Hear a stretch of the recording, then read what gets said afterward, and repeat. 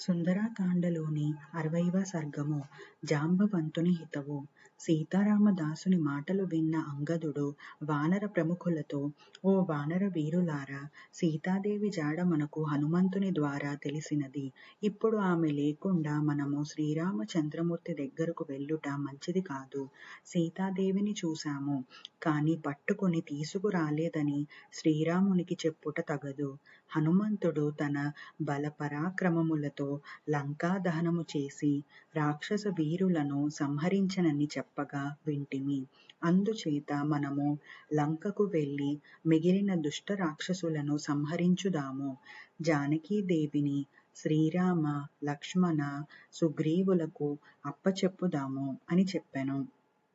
అంగదుని మాటలకు జాంబవంతుడు, ఓ అంగదా, నీవు చెప్పిన మాటలు సంతృప్తికరంగా లేవు. ఎందుకంటే సుగ్రీవ ప్రభువు శ్రీరాముడు మనలను సీతాదేవిని వెతుకుటకు దక్షిణ దిక్కుగా వెళ్ళమని ఆజ్ఞాపించారు. ఆమెను తీసుకొని రమ్మనలేదు. నీవు చెప్పిన విధముగా సీతాదేవిని మనము లంక నుండి తెచ్చుట శ్రీరామునికి నచ్చకపోవచ్చును.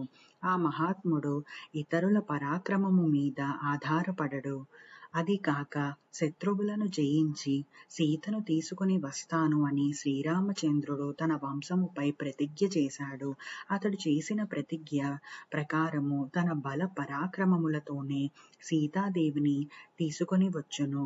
ఒకవేళ నువ్వు చెప్పిన విధముగా మనము జానకీదేవిని తీసుకొని వెళ్ళినచో ఆయన చేసిన ప్రతిజ్ఞ నెరవేరదు. అది ఆయనకు తృప్తిని కలిగించదు. మన కాలము ప్రయత్నము వృధా కాగలదు.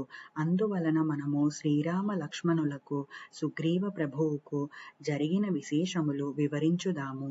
శ్రీరామచంద్రుని కార్యాలోచన ప్రకారము నడుచుకుందాము అని చెప్పెను. శ్రీ హనుమాన్ జయ హనుమాన్ జయ జయ హనుమాన్. 60వ సర్గము సమాప్తం.